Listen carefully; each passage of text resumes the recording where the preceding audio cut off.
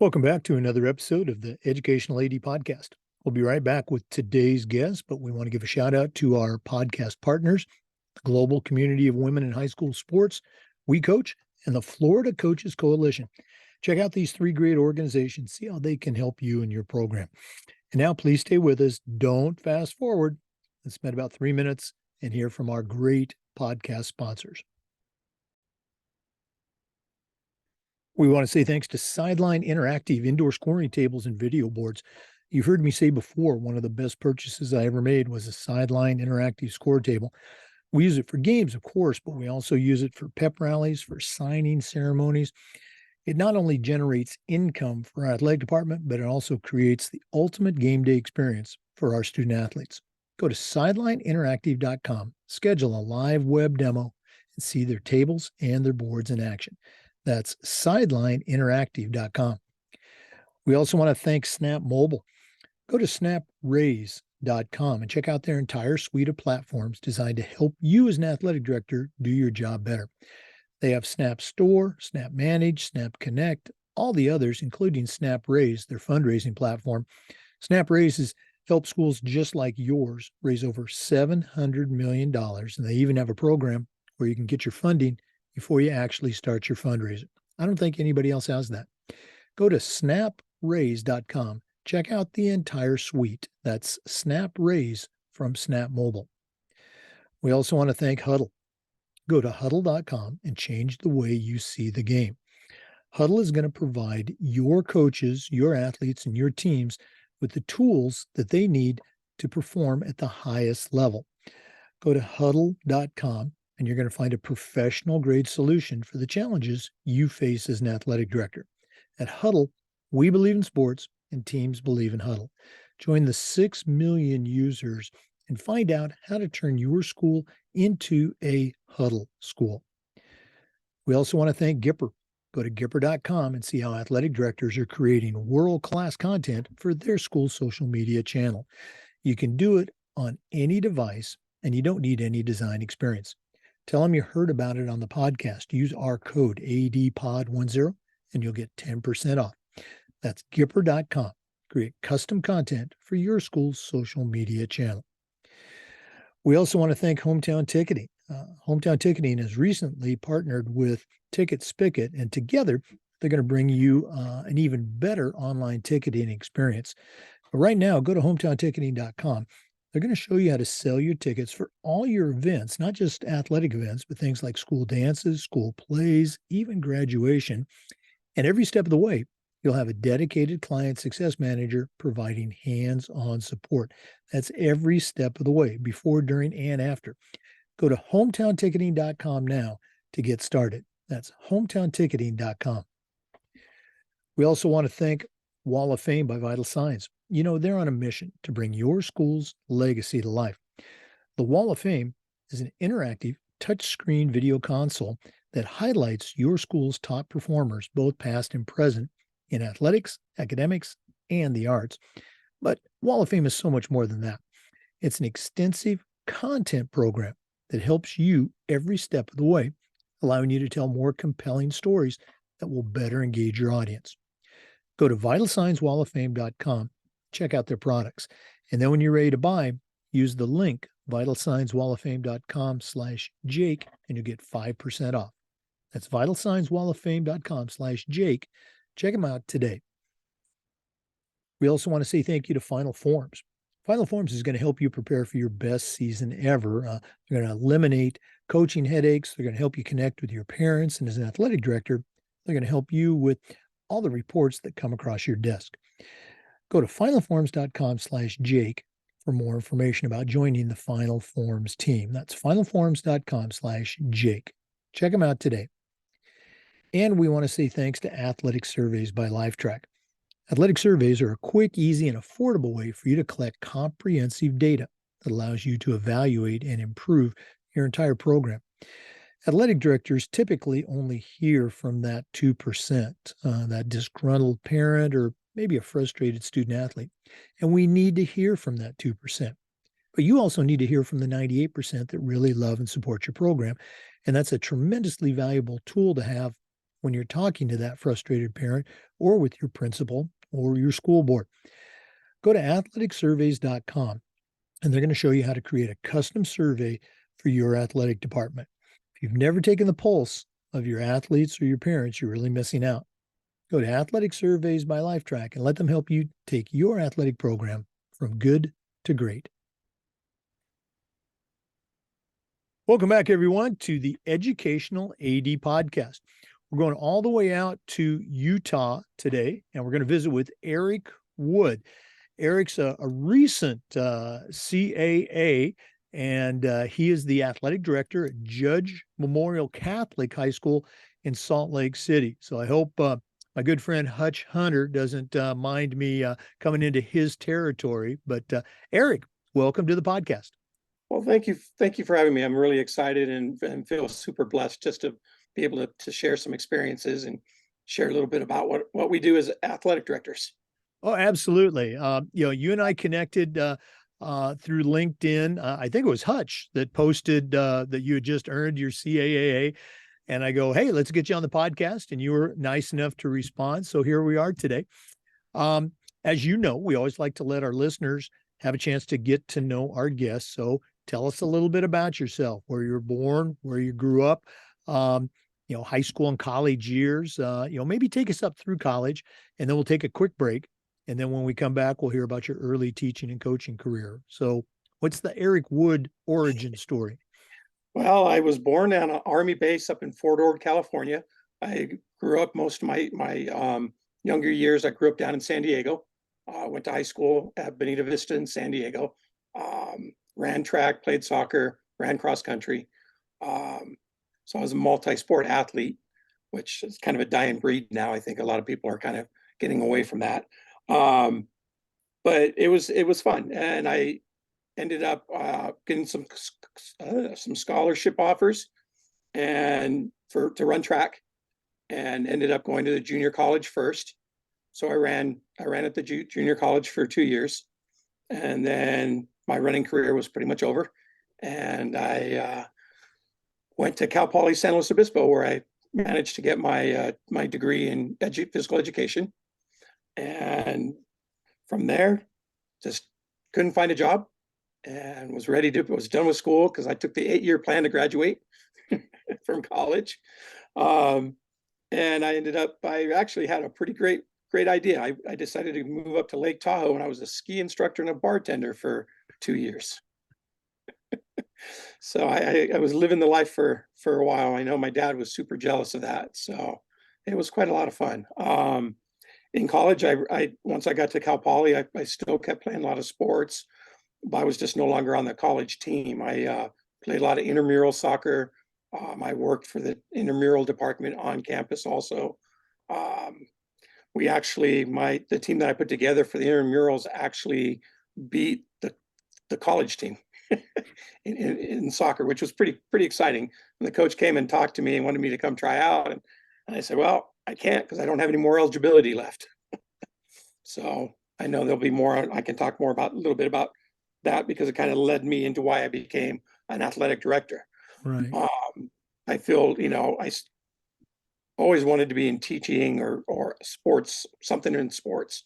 And I feel like, through my experiences, I have a lot to share, being a high level athlete and knowing what it takes and having to make a choice.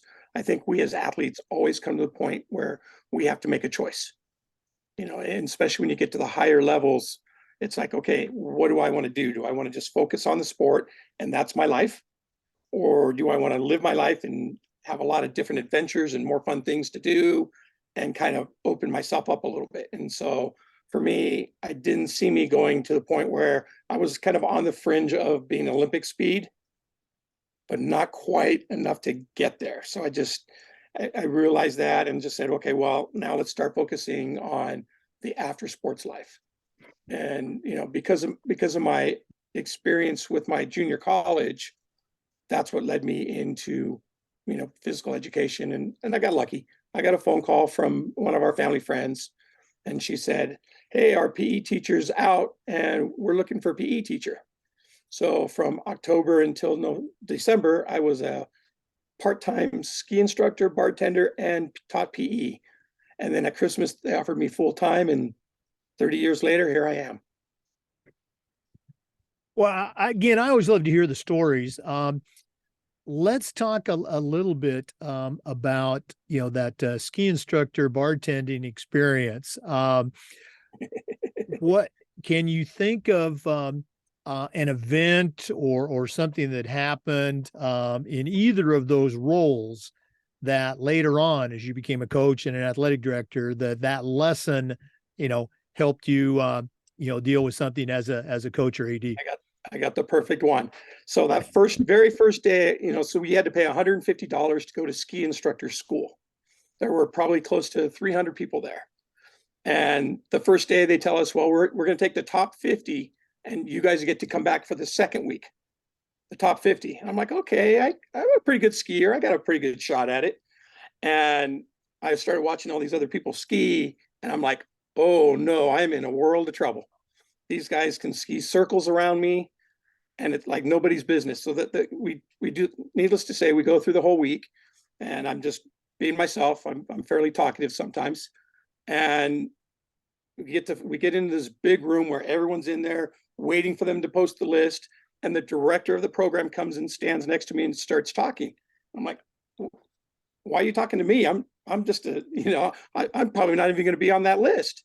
And the one thing he told me, he goes, well, we can teach you how to ski, but we can't teach you how to teach and talk to people. You've got that skill. That's something that you can do. And that kind of stood with me. And I ended up being number 50 on the list. And my skiing got way, way better. But what I guess what I took from that time is that, we have to be who we are.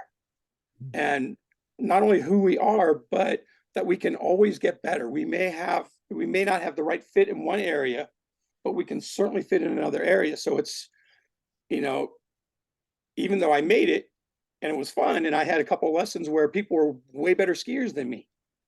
And because of my teaching background, I was able to, in college, my teaching background, I got into where I could actually teach them how to be better skiers, even though they were a better skier than I was. And I think as a teacher, we have to look at, how do we come across to people to get better at what they do?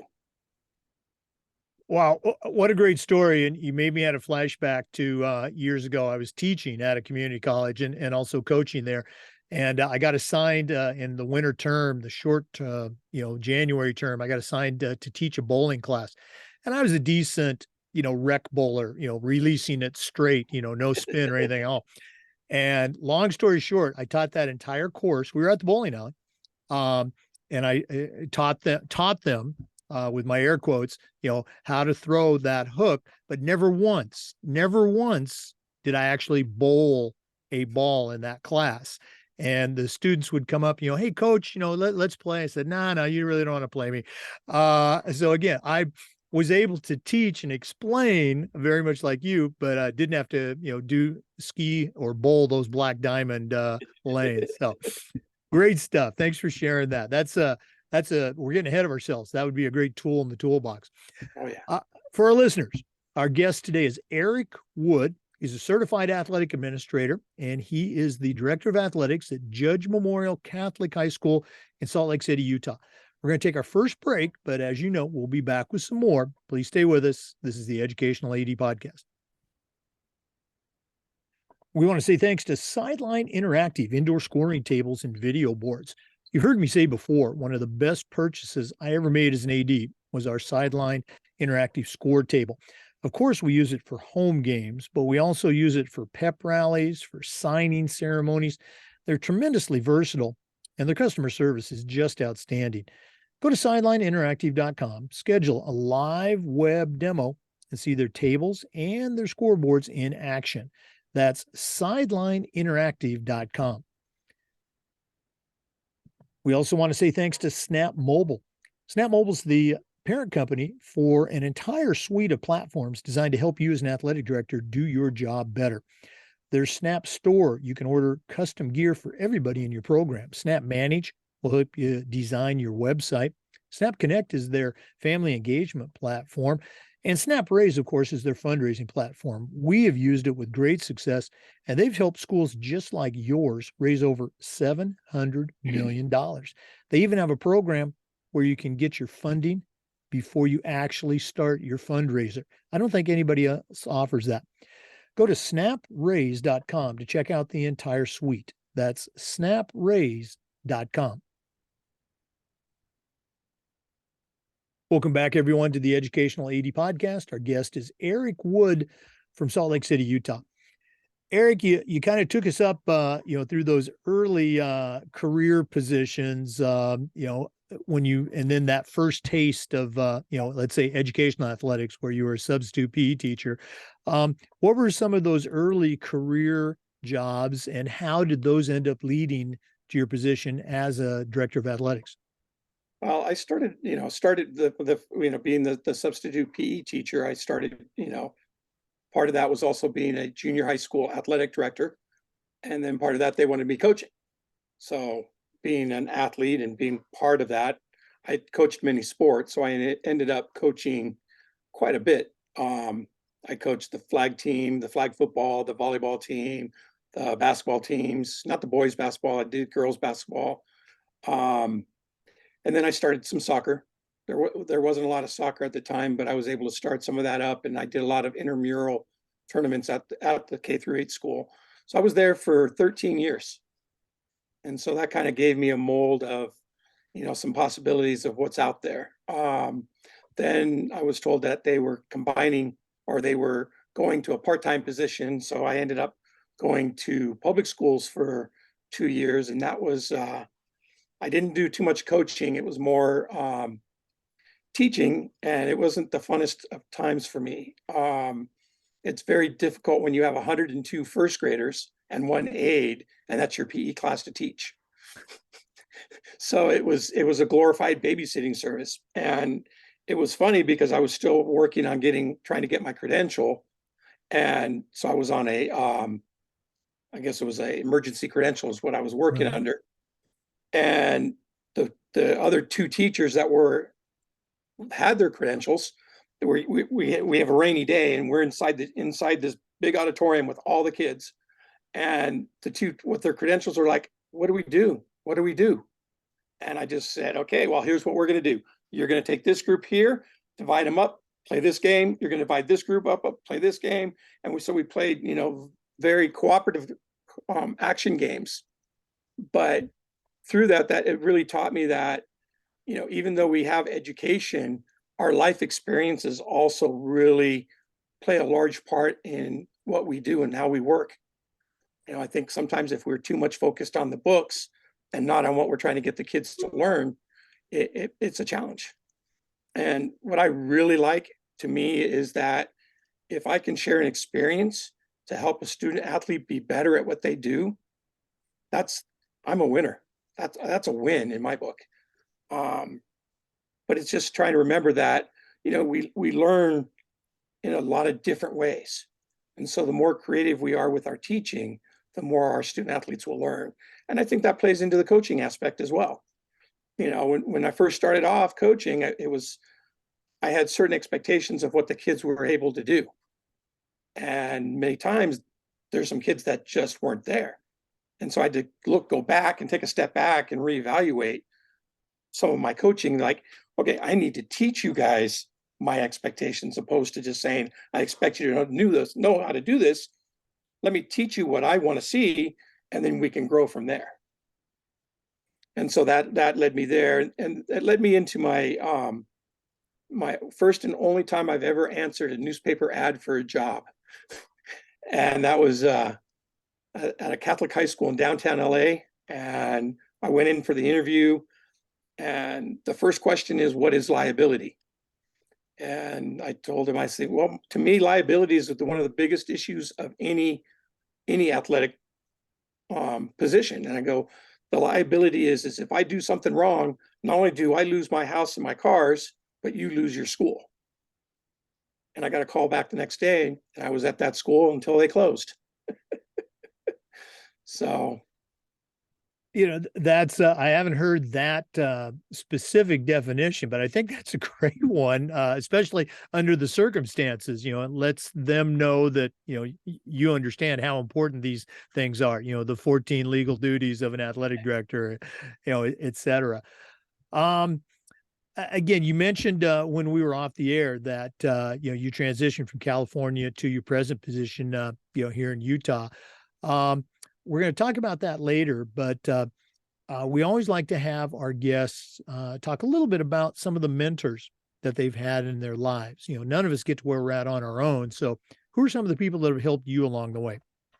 Thinking about that, there's really three people that have really helped me. My dad was probably my first mentor, and the biggest thing he taught me was my work ethic.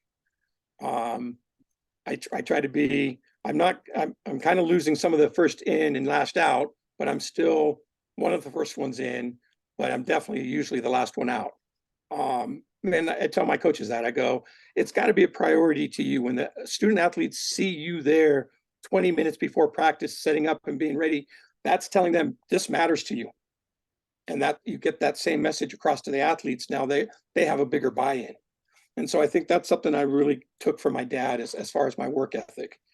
My second one was a gentleman named John Purvis, and he was our next door neighbor, lived across the street, and he was a PE teacher. He didn't coach, but the one thing that I really learned from him is that balance of getting out and doing things. Whatever whatever's fun for you, whatever you enjoy doing, if you stay so connected to your work and that's all you focus on, and you forget about the rest of life. And so you have to kind of balance and find that balance between work and pleasure. And he was really good at that. He was a PE teacher, but he also worked construction. So he also offered. I also got my first jobs working. Some of my first early jobs working in construction. But we go work for 8 hours, and then we go out and surf for another 3, or we play volleyball in his backyard for. We'd start about 7 o'clock and finish about 1 in the morning sometimes playing, because he has a sand volleyball court in his backyard. And so it was a lot of fun with him with that. And I just, he helped me when I first started teaching, giving me some ideas for lesson planning and, how to do some classroom discipline and so forth and on like that. And my third one is a gentleman named Steve Miller. And he was at my last school in California that I was at. And the biggest thing that I've learned from him is that to remain calm, to not freak out, because in the middle of the firestorm, we have to be the calm one trying to put that fire out. And if we freak out and we get very irrational, not only our students, but our parents and fellow educators, everyone's going to start panicking. Whereas if you can maintain that control now, and he was just always there, really helped me through some challenging situations, but always had support. I think as an AD, we're always going to go through those because we can't ever make every parent happy. We can't make every athlete happy. But as long as we're checking our boxes and doing the best that we can at what we do and following, all of our protocols, then, we're going to be better at what we do. Yeah. Again, what a great message to end that session on. And as always, I'd love to hear the stories of how the mentors impacted. And I love to hear when people are still connected, to their mentors. Thanks for sharing that. Mm-hmm. For listeners, once again, our guest today is Eric Wood, certified athletic administrator and the director of athletics at Judge Memorial Catholic High School in Salt Lake City, Utah. We're going to take another quick break, but please stay with us. This is the Educational AD Podcast. We want to say thanks to Huddle for their support of the podcast. As a football coach, I used Huddle for years, but when I became an athletic director, I made sure our school was a Huddle school. And our coaches just love the smart cameras, the mobile apps. Of course, they love the analytics, but there's so much more. Huddle gave us, and they will provide you and your coaches with the tools you need to help your athletes perform at the highest level. Go to huddle.com and see why we believe in sports and teams believe in Huddle. Join the 6 million users and find out how to turn your school into a Huddle school. That's huddle.com. We also want to say thanks to Gipper. Go to Gipper.com and see how athletic directors are creating world-class marketing content for their school's social media channels. You can do it in seconds on any device, and you don't need any design experience. Tell them you heard about it on the podcast. Use our code ADPOD10 and you'll get 10% off. That's Gipper.com. Create custom content for your school's social media channel. Hey, Jake, we use Huddle as well. It's been very effective for all of our coaches. They're able to share film, but the analytics really help out so that when it comes time for coaching, they can spend the time with the athletes and break down plays, which helps them to be better on the court and to look at some tendencies to get better at what they do. Yeah, I mean, I was amazed over the years when I first started using Huddle. I was going, I was an old school guy, VHS tapes, things like that. And then, I was just blown away by Huddle as a football coach. And then as I became an AD, was really impressed with how they use their product for other sports as well. And again, as I say in the commercial, our coaches just love how it helps them do their job better. So thanks for saying that. I'm going to share that with our friends at Huddle. Eric, we mentioned earlier that you recently earned your CAA, and those are important steps. Those just don't happen automatically. And I think our younger listeners, they need to hear those stories. So share, if you can, how you kind of became aware of the NIAAA and the leadership training program, and maybe your experience with it so far. Well, I kind of take a step back just a little bit. Just when I was at one of my schools, one of the requirements they wanted me to do was to get a master's degree. So, I didn't want to just get a master's degree to get a master's degree. I wanted to get something relevant to what I do. So I chose one in sport coaching and athletic administration. And so for me, it was just a phenomenal program. The classes were all hands-on. It was at Concordia, and it was just an amazing program. And then I always go to I've always gone to state AD conferences. And then when I came to Utah, they actually had me go to the one in Denver, so that was my first dip into national conferences with the NIAAA. And I heard about, becoming a registered athletic director and following those paths. And it was a challenge for me because my master's program was almost identical to everything that we're doing with the NIAAA. So, but what it did teach me is that it helped me to be better at what I do. So even though it's kind of like we talked off air earlier about how we go and we go to in-services and we choose or steal one thing to get better. So for me, even though I have my master's in coaching and athletic administration, I can still be better at what I do. And the only way I get better is to be involved in going to in-services, going to different trainings. And so having the certification from NIAAA helps me to be better at what I do. And it's also kind of a reminder of some of the stuff that I learned in the classroom as well. Yeah. And again, you and I talked about that. The content of the LTI courses is just outstanding. And I say that having taken them myself and continuing to teach them. I'm on a couple of national faculties. But as you and I shared, it's the relationships that you build with other athletic directors, the conversations that you have over the table, whether it's in the class during an activity or at an informal gathering. Those are also invaluable experiences and another reason to go to your state conference or go to the national conference. Eric, we've talked on the podcast about one of our goals being to share best practices. So I'm going to put you on the spot. What are some things that you have done in your career, your schools, and maybe it's initiatives that you've created or things that were already in place, but you put your own spin on them? What are some best practices that you've seen that you can share with our listeners?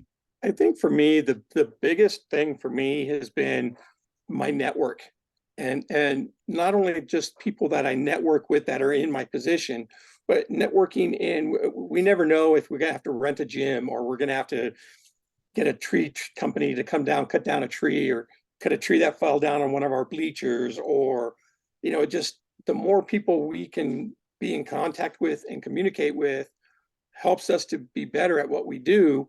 And it also gives us that emergency. Hey, I know a guy. Many times we have coaches say, "Oh, I know a guy," or you just in your daily life, "Oh, I know a guy." Well, increasing that network as an athletic director helps us to be better at what we do because we always know a guy. And on the other side, it also helps us, in our career path. Maybe we're not a right fit at a certain situation, and it's time to maybe change our situation. Our network that we've created, many times, that word of mouth of, oh, hey, this school over here is looking for somebody. You might be interested. Send a resume. But just by having those connections, a lot of times you get that foot in the door.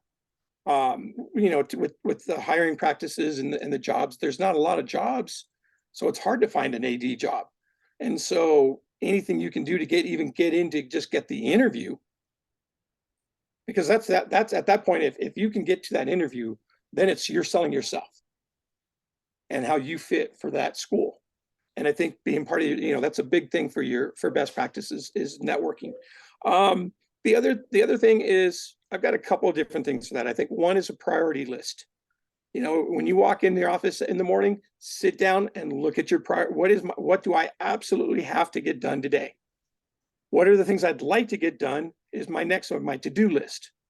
And so if you can knock out your priority list at night when you go home, now you're focused on your family, you're focused on being at home, you're able to enjoy yourself and not be stressing about the next day, because you've already created your priority list and your to-do list for the next day. And I think that is absolutely critical for us, because every day we'll get a phone call. Hey, so-and-so's out today. We got to cancel practice, or we need a bus today because the bus company canceled on us. And, we always have fires to put out. And so if we have at least our priority in place, we're able to still attack that list. And at the end of the day, the stack on our desk isn't going to go down to absolutely being a bare desk. There's always going to be stuff that we have to do. And that's why it's important just to kind of prioritize what's really important. And the other thing I think is my last part of best practice, I think, is the balance of work and home. Part of the reason I moved here from California was because I was spending 1.5 hours to 2 hours driving to work one way. And then you work in a 14-hour day, which is pretty common for athletic director, and then having to do the same thing. I'm being home for maybe 6 hours. That gives me an hour with my wife and my stepkids, and 4 hours of sleep later, I'm back at it again. Where now I walk to my office.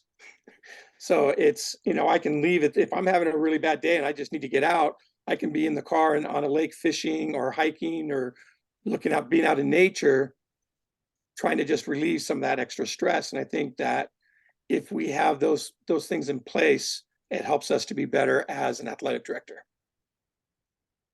Boy, I've been very fortunate in my career. I think my longest drive to work, the longest, might have been 15 minutes. So I can't begin to imagine that schedule. So I can see why you wanted to make that change. And there was only 34 miles I was traveling. Oh yeah, the traffic crazy. is just there were times where I wasn't going over 10 miles an hour. Just crazy. Well, again, appreciate you sharing. For our listeners, if you just joined us, our guest today is Eric Wood. He's a certified athletic administrator, and he's the director of athletics at Judge Memorial Catholic High School in Salt Lake City, Utah. We're going to take another quick break, but please stay with us. This is the Educational AD Podcast. We want to say thanks to Hometown Ticketing for their support of the podcast. Hometown is the leading digital ticketing provider to schools and colleges. And if you go to hometownticketing.com, they're going to show you how to set up and sell tickets for your events, not just athletics, but also school plays, concerts, school dances, even graduation. While they're doing that, You're also going to have a dedicated client success manager is providing you hands-on support every step of the way, before, during, and after. Go to hometownticketing.com and get started. Hometown Ticketing, simple and easy online ticketing.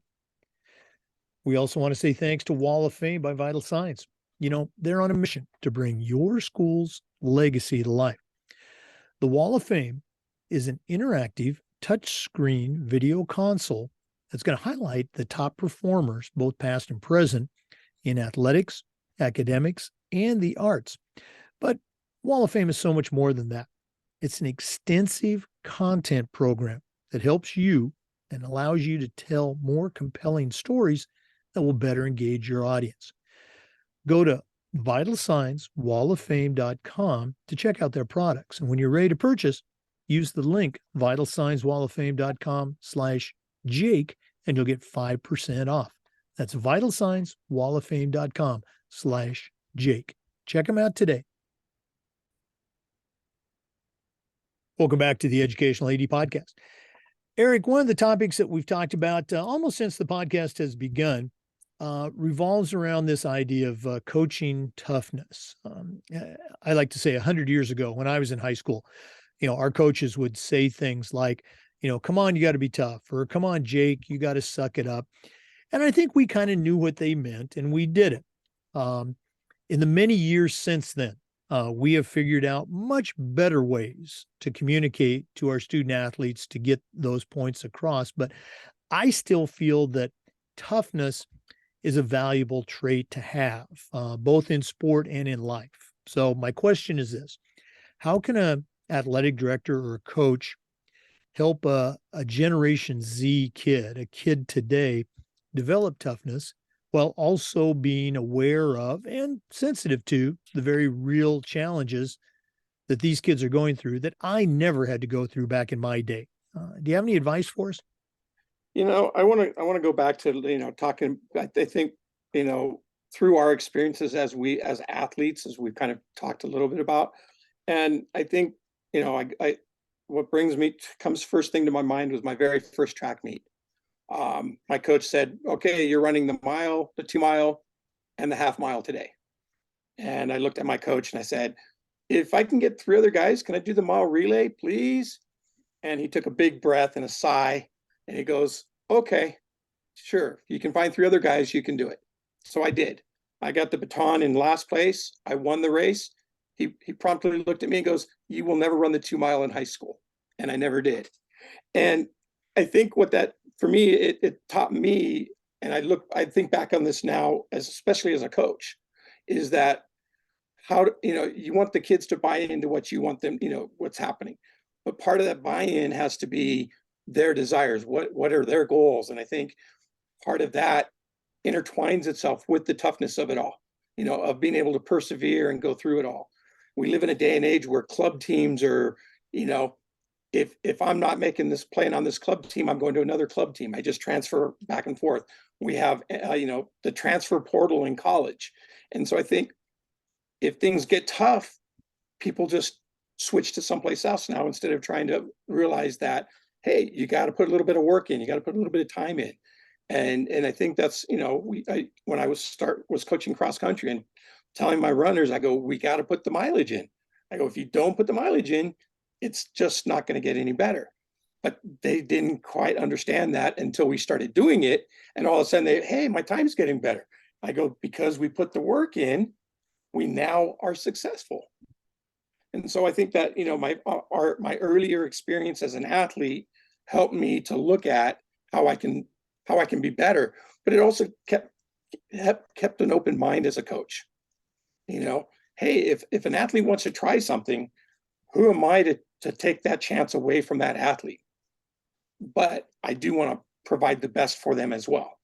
There's a saying that coaches always know what's best for their players. And that's not always true. They have to make the decision of what's best for the players and what's best for the team. And so sometimes, growing up, it was, back in my day, it was, hey, if you were on the Frost team as a freshman, then the next year you possibly could go to the JV team. and then you went to the varsity team, your junior, senior year, depending on how good you were. And nowadays it's like, if you're not on varsity, you're going to another school. And I think that that's taken a lot away from kids understanding that, hey, we get better because we have failure. We get better because we were not successful. We persevered through it, and we got better because we pushed through it. And I think that that's a lesson that, as a coach and an AD, we have to keep getting that word out there. Now, you've got a pretty successful program there at Judge Memorial Catholic. Quickly, what are some things that you do?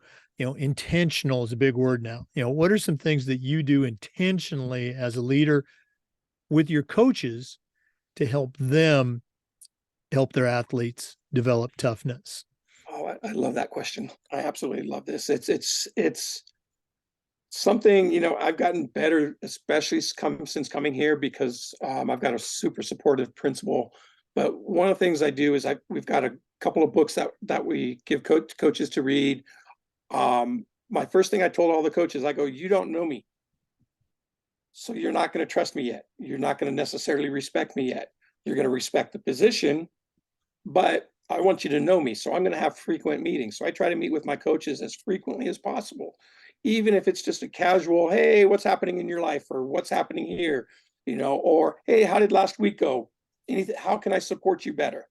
And I think the more we work together to do that, the better we're going to be.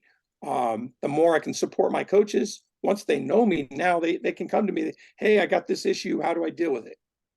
Where when I first started that first couple months, they didn't know me, and I was finding out a month and a half later, oh, we had this issue, and it's now exploded into a big situation that we have to try to figure our way through it. And so I think that, being able to meet with my coaches frequently, stressing the importance of them going to coaching conferences, to always be better at what we do, and being part of that.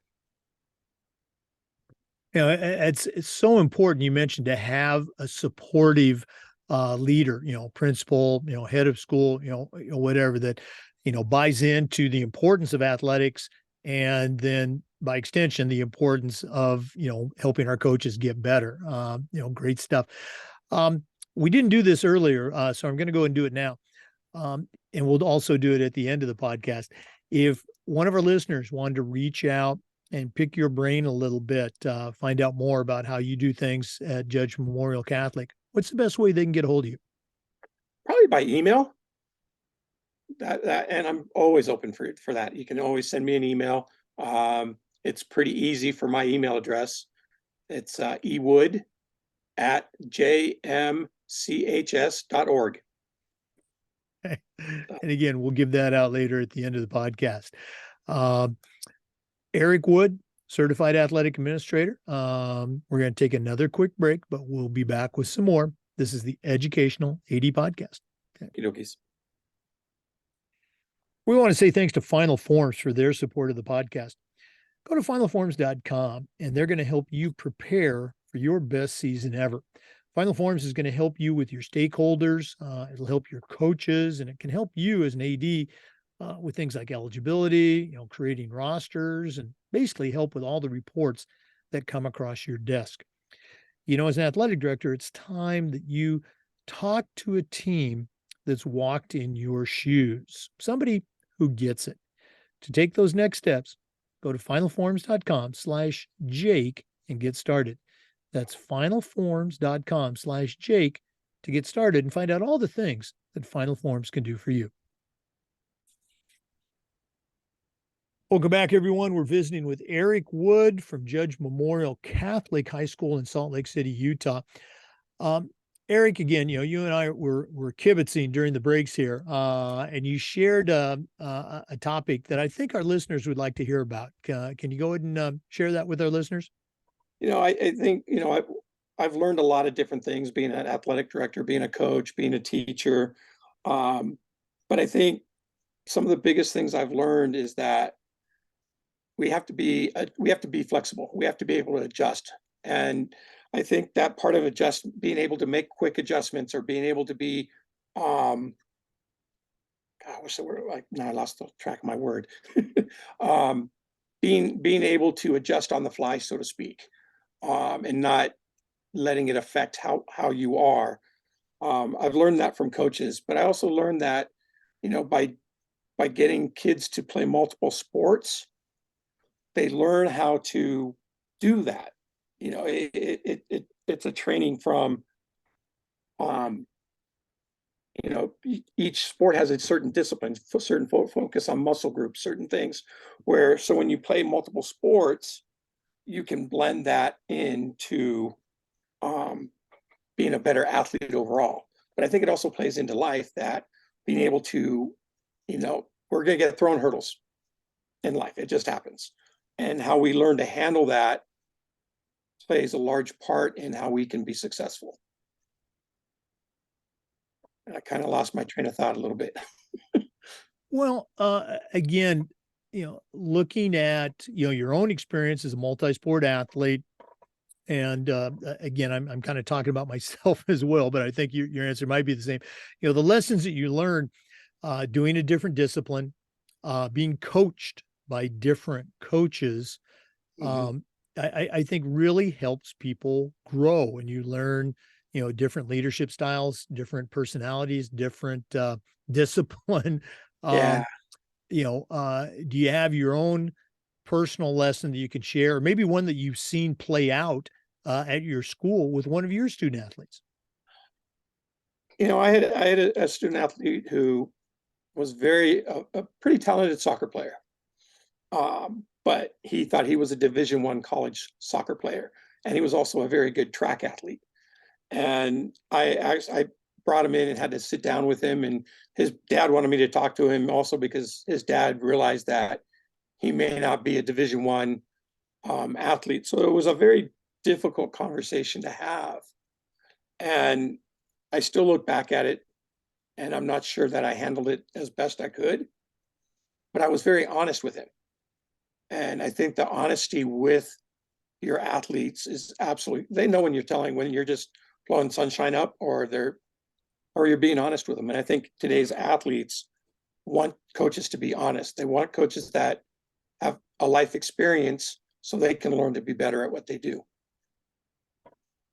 No, absolutely. And I think that's, where that whole idea of educational based athletics, comes from. It's a sport experience, and yes, we Yeah. like to win, but we're also trying to teach other things as well. Great Yeah. stuff. I think, that whole hurdling decathlon kindred spirit, we're on the same page. Uh, Eric, I wish we had more time to spend. It has been great, but we're also not done yet. We always wrap up with the athletic director's toolbox. Now, Mm. you certainly know your way around the world of athletics, but we're going to take our final break and hear from Athletic Surveys, who sponsor this segment. And when we come back, I'm going to challenge you to send out a brand new athletic director on their very first job, but I'm only going to let you put 3 things in their toolbox. So let's take our final break, and then we're going to find out what Eric Wood is going to put into his new athletic director toolbox. Please stay with us. We want to thank Athletic Surveys by Lifetrack for sponsoring the AD Toolbox segment. Athletic surveys are a quick, easy way for you to collect comprehensive data that allows you to evaluate and improve your entire athletic program. Athletic directors typically only hear back from that 2%, the disgruntled parent or maybe a frustrated student athlete. And we need to hear from those people. But we also need to hear back from the 98% that really love and support our program. And that's what athletic surveys can do for you. And that's a tremendously valuable tool to have when you're talking to that disgruntled parent or with your principal or your school board.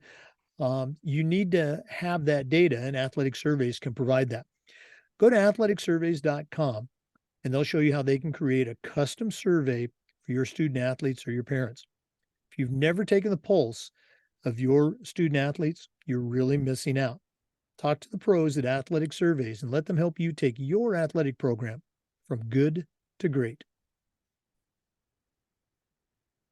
Well, it's that time of the podcast. We've been visiting with Eric Wood, certified athletic administrator and the director of athletics at Judge Memorial Catholic High School in Salt Lake City, Utah. Certainly knows his way around the world of athletics, but right now I'm going to task him with sending out a brand new AD on their very first job.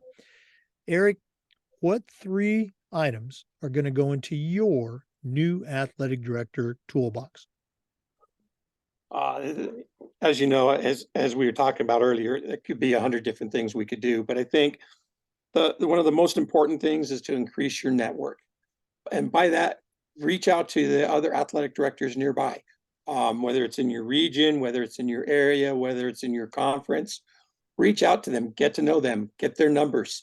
They're going through the same issue, a lot of the same issues that you have as an AD, and they can help you to be better and how to handle some of those difficult situations that happen, especially for new ADs. And I think that that's probably one of the most important things, is to getting to know more ADs. I think the next thing is going to conferences and getting educated, whether it's, the state conference, whether it's a national conference, or even if it's just on a conference on a specific sport. you know, Going to those and getting educated, we can always learn different tools and different things to help us to be better at what we do. And I think going to the conferences and taking extra classes helps you to do that. And number 3, get to know your people. Get to know the people that you're leading. Get to know your coaches, get to know the parents, going to practices and watching what happens at a practice seems like a little thing, but what happens is when you get that parent call to complain about a practice, you can say, well, this is not what I've seen at practices. And now you go to games, you're involved in the teams. I can say that I have seen every single team that I've been an AD at. I've seen at least one game from every single team, every level, which is pretty crazy when you look at when you start having, 9, 10 teams going at one time. Being able to do that, it's got to be a priority, because now you're supporting your coaches and you're supporting your student athletes. And I think that that's absolutely critical. If they know you're visible and you're and you're making a presence, that's critical. And those are the 3 big ones for me. I think that anytime we go into like a toolbox, you've got so many different types of tools, but you also have to look at what's critical. And I think that that's the 3 really critical ones. Again, they're great tools, and they are very prominent in both of our toolbox books, and will be so in the 3rd edition, where your tools will appear. I love the idea about knowing your people, being visible, going to all those events. I was the athletic director at a couple of different schools, and I would always be surprised, happy on one hand, disappointed on another, that like I'd go to a tennis match or go to swim practice or those types of things, and the kids and the parents, they would say, we've never had the athletic director, come to our events. And I'm just saying, where else would I be? You guys are representing the school. So again, that was fun. But again, it's something that we need to do. And we need to support all those teams. And honestly, it's the funnest part of the job. Going to watch your student athletes performing, watching your coaches do what they're good at, what you're paying them to do. It's like, that's the easy part to deal with, dealing with the parents or the nasty people in the stands, or the adjustments of practices or games. And I mean, those are the little things, but the enjoyment's actually watching. I get to go this week and go watch our girls play at the state basketball tournament, and that's going to be so much fun. Oh, absolutely. All the best on that trip. Eric, we did this earlier, but let's do it one more time. If one of our listeners wants to reach out and pick your brain, and listeners, I think you got a pretty good resource here. What's the best way they can get a hold of you? My email is probably going to be the easiest way. My email address is ewood@jmchs.org. I'm pretty good about responding to my emails, and we as athletic directors get a lot of emails every day, but I do go through them. So thank you so much. And your information for our NIAAA members would also be on the NIAAA member portal. Oh, that's right. So, yeah. Eric Wood, thanks so much for being on the podcast today. All the best this weekend at the state basketball tournament and with the 2023 spring season. And thank you so much. I feel blessed to be part of this podcast. So thank you for inviting me and having me. It was truly an honor. So thank you. Oh, you were great. You represented Utah and Hutch Hunter very well. Okay. Thank you. For our listeners, we do this just about every day, and the Zoom recordings get uploaded to the Educational AD Podcast YouTube channel. We appreciate you listening. As I said, come back just about every day for new content on the Educational AD Podcast. We'll see you next time. Once again, we appreciate you listening. Please check out our sponsors that you've already heard from and our partners. We Coach, the global community of women in high school sports, and the Florida Coaches Coalition. Until next time, this is the Educational AD Podcast.